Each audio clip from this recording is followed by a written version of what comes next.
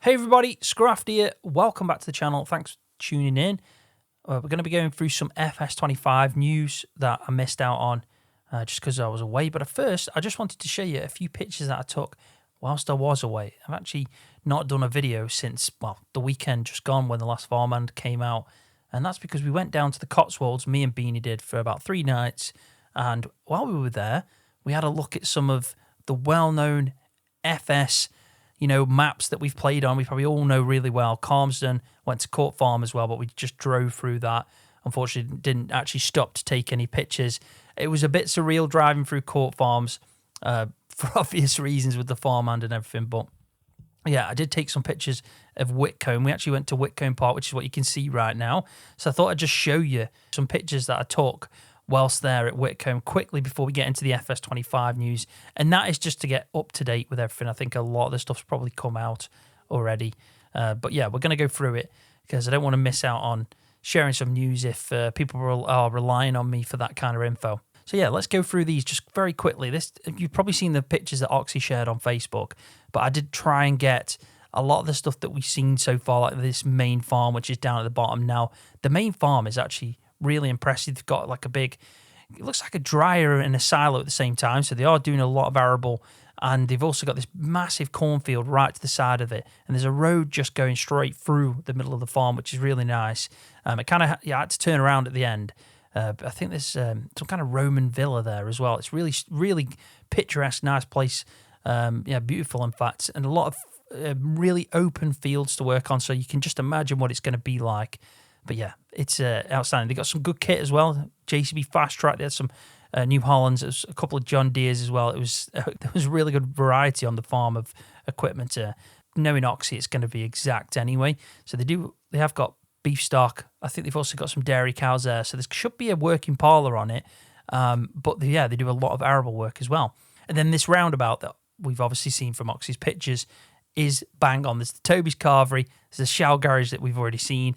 And then there's like a shop and a one-stop shop and all that. And then this really nice church really close to the Witcombe Park kind of manor house, which, again, we've seen on pictures. But I just wanted to show you that because it was a cracking little mini adventure that me and Beanie took. And, yeah, apologies as well for the lack of content this week. But this is the reason why I was taking a little 3-day mini break down south. I also went to the beautiful place that is Calmsden. And it is exact. It's crazy how exact it is. It's such a strange feeling driving down this road because that's the way we came in, down past what I think is like Tony's house, where, just to the side over here is where George's kind of farm and, me and George worked on originally. And you come past and then this is the drive up to where George's house is. And this is one further along. And then that was the beautiful row of houses that you see. Yeah, it's stunning, absolutely stunning. I also saw the farms as well, the big farm, the kind of arable farm, or the main, I think it is the main farm, thinking about it on the map. They've actually expanded that out, like to the side. There's a few new buildings that you can see, a big expansion. They've actually made an entrance. I think a lot of players actually did that as well, naturally. They wanted to put an extra entrance going onto the road, and maybe also built out. So they've done that in real life, and hopefully these pictures can give you a bit of insight to that. And then also the Calmsden Farms, the actual Calmsden Farms one across the road, which is where there's like the cow shed, and that field where we're in the game we have it as a pasture. That as well, like you can't actually drive through that. It's fenced off. It's obviously private land, that kind of track is. But they've also done some new stuff there as well, but we couldn't really get too many pictures of that. And then, yeah, Cotswolds Farm Machinery, the CFM, is bang on. It's exactly how you'd expect. A lot of case equipment. But yeah, it was beautiful to see. But yeah, I just thought I'd quickly share that at the start of this video. So anyway, let's get through it then. FS25 news. We got some information come out yesterday as I'm recording this. Got sent it whilst I was out away by Giants. So I didn't have time or obviously the equipment out there to kind of do anything for you. But I'm back now and we're going to talk about it, get up to date with it. And it is actually quite interesting. A lot of information come out about the rice. So we're going to fly through it. Just go through it really quickly. We're not going to read it all. We're just going to kind of pinpoint the main points of this, which is that it's basically telling us now how the 2 rice types work in-game. So we've got the rice, which is what I've been calling wet rice, and then the long grain rice, which is what I've been calling dry rice. Now, funny enough, the dry rice isn't technically as dry as I originally thought. You still need to flood the field, but you flood it after planting. So we'll go through some of the information here. You can see that the rice, the wet rice, gives a much better price, selling price in the store, but you get less of it, 13,000 litres per hectare, whereas this one's 18,000 litres, and use less seeds per hectare on that one. But again, this is saplings, and then this one is actually like planted in direct to the ground. But it's really interesting how it works. Like that's got a 4-month growth duration. This one's got a 5-month. You're harvesting this in September. You can go up to August to September on that one. This has to be planted in April, the long grain rice does, and then you can harvest it in September, whereas this one's got a bit more flexibility. It's April to May and then August to September. But you can see the different growth stages there. Withered, we're not bothered about, but you can see the different growth stages. The gist of the wet rice is you first flood the field and then plant it in with the, that unique seeder or planter that we've seen. It's quite small, quite cheap as well. And then it starts growing, and as it's kind of growing, it kind of draws up all that moisture, all that water, and then eventually we harvest it with that unique harvester that we've also seen. Whereas long grain rice, the way that works is you plant in, so you set out the field boundary first, like a rice paddy, but you're going to cultivate it, put lime down, then plant in with a straightforward just seeder what we currently use in the game now, and then you flood the field. So you're flooding the field after it, and then you have to check your field every day, water levels from the pump, and if you don't get the water levels right, then you can also lose, expected yield and things like that. But it is done after the seeding, and then it draws again, like all the moisture up, and eventually we get to harvest, and then you can use a standard harvester. So you don't need to use a specialized planter or harvester like you do with the wet rice, or just rice as they're calling it, and the long grain rice. Yeah, you can use a standard harvester and a standard planter, but you still need to flood the field. So that's pretty much the gist of it. Don't need to go too much more in depth on that. But what I do want to kind of focus on now is how we're making these rice paddies or setting out these rice fields. And you can see that it's done in the construction menu. What we currently use for like maybe placing down buildings or even doing ground terraforming or something along them lines. You can see the menu looks different. Before we'd have it horizontally across the screen, but now we're getting it vertically.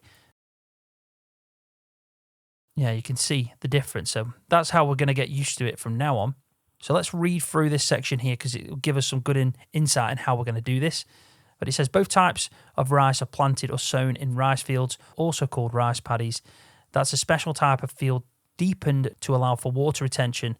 That's why you require an open space on your land.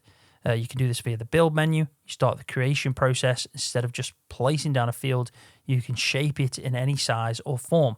So it is really customizable, and you can see that we're just dropping these points down, and then from that we've got this kind of defined, deepened section that's going to be for rice. Now this is done for both types. So you have to originally do this and then get into the field, put lime down, plant it if you're doing like, long grain rice. And then you flood the field, or you're flooding it first and then plant it in rice. So you'll put the pump down. But it's going to be, I hope it's, straightforward enough to kind of draw out a really customized shape. At the moment, it looks like you can, but need to get hands on with that to kind of tell. And then you've got rice greenhouses as well. So it's a specialized production that we can be using to get the saplings that we can use to plant in as well. So we don't have to kind of go and buy them at the dealership, which is an option. You can actually get a dedicated greenhouse that's going to cultivate these for you. So it's kind of probably going to be cheaper in the long run to do, and then we take them from that to plant in. But this is just for rice. Obviously, with long grain rice, we're going to be using a seeder and planting in directly. So that is a nice little option. But you can see now, planting and harvesting rice. So this is not the long grain. This is just rice. You've got specialized equipment, which we've talked about. That's the harvester and the planter. So I've already mentioned that we need to set out our allocated kind of rice paddy area from the construction menu. Then we're going to flood the field. We'll probably have to put down a pump first, flood the field, then we'll use this specialized planter, plant in the saplings, let it grow. Fertilizer is a unique one. It says that fertilizer is actually inbuilt in the planter, so we don't need to worry about fertilizer for this. But lime, well, it's pre-limed when you build the actual rice paddy in the construction menu, but then from every time after that, we'll have to apply lime after we've harvested, so when the ground's dry again. Then every kind of growth stage or month or day or whatever it is you're working on, depending on like how you're playing the game, you're going to check the pump and check the water level. It's really important to do that. It even says here the pump will automatically provide the correct amount of water. Just check your water pump daily to maintain the proper level, or you will lose seedlings and yield. All the water will be soaked up by the thirsty plants by the end of the growth cycle. So yeah, you just need to keep checking it, and then by the end, you're going to harvest it with this unique little harvester here. And that's pretty much it. You'll end up with a field that looks like this. You know, it's a dried harvest field. We need to kind of cultivate it and then put lime down again, and then you're going to flood the field if you want to replant in rice, and you go through the whole process again. But this is where you're going to apply lime. So just before you flood it for the second time, you're just going to apply lime. It's pretty unique, and I'm actually looking forward to it. It sounds like it's different. I like the idea that we have to keep checking the water level. You know, it gives you some reason to keep checking it, and there is going to be, you know, a negative to that if you don't, which I like, because it kind of gives you a bit of a, yeah, it gives you a way to potentially lose something if you've not been focusing on what you're trying to do. And I like that in the game. I think we don't have that enough where there's a repercussion of some sort. You know, I'd love it if they put loads of things in like that, you know, even if it was like pesticides or, you know, random events that happen to harvest and stuff like that. But I like the idea of it. I think it's pretty cool. So let's get on to the long grain rice, which is completely different. So you can see that we're using a seeder here. We've already set out our field boundary in the construction menu. So, you know, we've set out the field, the rice paddy, which is going to be, you know, a lowered down section, allowing us to flood it. We've got a pump on the side, but we are still going through the field. We, you know, potentially we would put lime in if needed, but because it says it's pre-limes when you build it first time round, you don't need to do it the first time, but you are using a standard seeder. You're planting in this long grain rice, then you're flooding it, as you can see over here. And then you obviously need to check it every day, which it says there, check your water pump daily to maintain the proper level. If you don't, you'll lose some of the rice saplings. And then as time goes on, it absorbs it. We get the harvester out. As you can see, it's got the John Deere one there. And then we harvest it properly. And then again, after that, you'd apply lime if needed, cultivate it, and then replant and then reflood. So it's just a different process of when you flood in the fields. For rice, you flood it right at the start. For long grain rice, you flood it after you've planted in. And that's pretty much it. You can see the different growth stages here. So that's the rice saplings. There's your kind of first and second growth stage, I think. And then there's the ready to harvest, which is where we get that unique harvester out. That's harvested, that's withered. And then for long grain rice, this is after it's been planted in, we flooded it and it started growing through. And as you can see, it's getting further on. And then this one's where we're going to be ready to harvested. And then that's where it is where we probably start cultivating again. And that's pretty much the blog. Now, I could have gone more in depth on that, but I think that just skims through all the information we need to see. And it does say here that maybe soon on the blog, so the next blog is probably going to be goats, which would be interesting to see. So let's move to the last bit of information, which is just a standard fact sheet Friday. Hopefully we've got some good equipment there. I haven't actually taken a look at these yet, so this will be first for me as well as doing this video. I've just kind of got back from my little vacation and tried to get all the relevant information I can into one video just for everybody. Right, so I'm having a look now. I've actually got 4. Nothing really stands out, I will be honest, but, you know, some people really like this big John Deere, so we're going to start with this one. Hopefully, this is going to make a lot of John Deere fans happy. You can see that we've got the 9RX series John Deere, massive thing. Look at that. It goes up to 691 horsepower. It is a beast, but it definitely should be for the amount of money we're paying for that. Yeah, it's a quad track as well, and it's 545,500. 24 miles an hour speed, which isn't too bad for it, the fact it's got tracks on, but it weighs 25 ton. That's insane. But it's just a tractor that goes up to 691 horsepower. This is going to be one for the big fields, making the most of it, end game kind of goals. But I do like the look of it. It's a beast of a machine. I mean, it costs a fortune, absolute fortune. But you never know. Maybe one day we'll be trying that out in game. So we also get some information on the item that it's hauling. It's doing some disc carrying. It's got the Bednar Swifter disc, XE 18400 mega. So it's a beast. It's an absolute beast. And the reason it says 18400 is because it's 18.4 meters, which again is massive for a disc arrow. And you can imagine with that size, it's going to need a tractor this big, because you can see 580 horsepower requirement for that. And even that alone weighs 21 ton. So you're talking like 46.5 ton just this whole setup. But it's got a good working speed, 11 miles an hour, which is actually quite surprising for that. So the next one we got is this little Manitou. You can see it's doing some bale loading. That's something that I want to try out in game. I'm hoping the physics of bales are a little bit better. I always find that currently in FS22, which is an improvement on FS19, the physics in FS19 weren't very good at all. But in 22, we did get improvement, especially on pallets and things like that. But the bales were still a little bit iffy for me. I felt like they just needed a bit more weight when you place them down. They kind of moved too much and things like that. So I'm hoping that's been looked at for FS25. But yeah, let's have a look at this little thing then. So it's the MLT 841-145 PS Plus. I mean, too much information there in that name for me. But it is probably a medium-sized telehandler, 140,000 pound, 141 horsepower, 24 miles an hour speed that it can go on the road, which ain't too bad. But yeah, I think a lot of people like a Manitou. I mean, I like the fact they've put the Merlot in. I think the Merlot is the one I'm going to try out first, more than the Manitou. We've seen Manitous before. This isn't like anything new to us in the game. So I'm looking forward to probably the Manitou a bit more. Right, so the third one is something we've already seen because of the pea blog that we got, all the information about peas being one of the crop types. But it's basically the self-propelled harvester that we're going to be using to harvest the peas up, this Oxbow EPD 540E. There's not much else to go on with this. We've already seen it, spoke about it and everything. I think we're just getting the actual details of it, like the price for 571,000, a lot of money, 396 horsepower. It can hold 3,700, which is quite surprising. It only holds 3,700 litres of peas before we need to kind of unload. So we're going to be unloading that quite a bit, I'd expect, depending on the size field you're doing and all that. 15 mile an hour speed and then 6 mile an hour working speed. And it is 3.8 meters. So the width of the actual tool is 3.8 meters.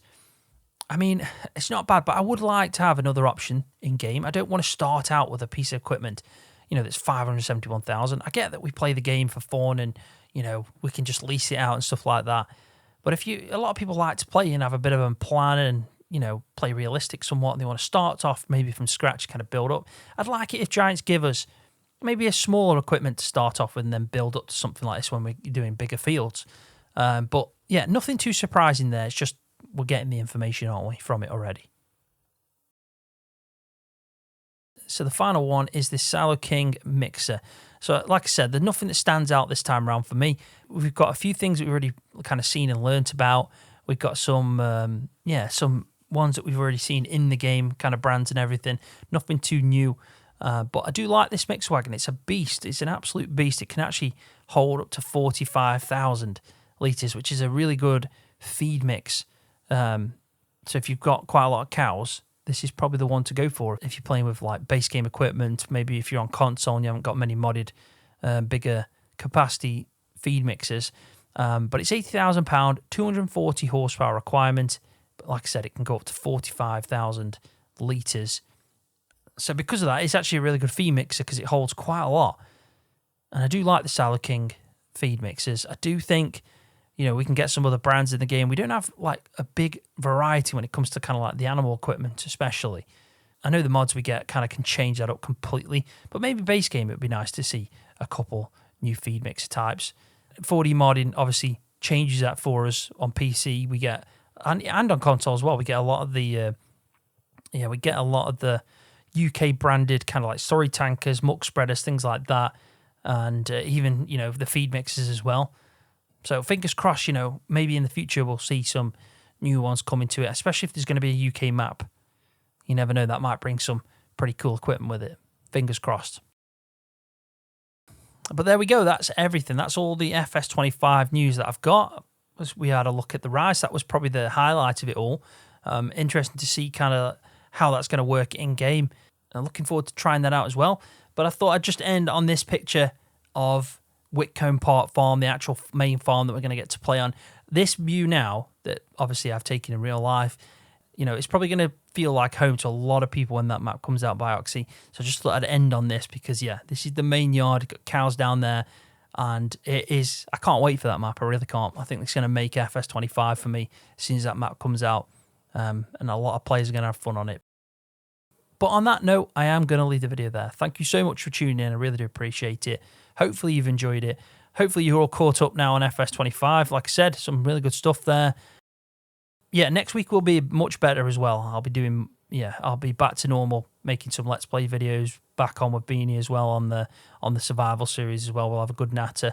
But yeah, this week's just been a little bit of a strange one. Went away for a few days, but next week will certainly going to be better. But I am going to get straight to the farmhand after this as well. So, videos coming out tomorrow and everything. But yeah, thank you so much for watching. Let me know in the comment section what you think about the rice, and are you looking forward to it? Also, let me know what you think of this week's Fact Sheet Friday. We've got 4 tools there, 4 pieces of equipment there that we've seen. Yeah, let me know. Always read through them, so interesting to see what everyone's thoughts are. But I'll leave it there, so thank you so much for watching, and I'll see you in the next one. See you, everybody.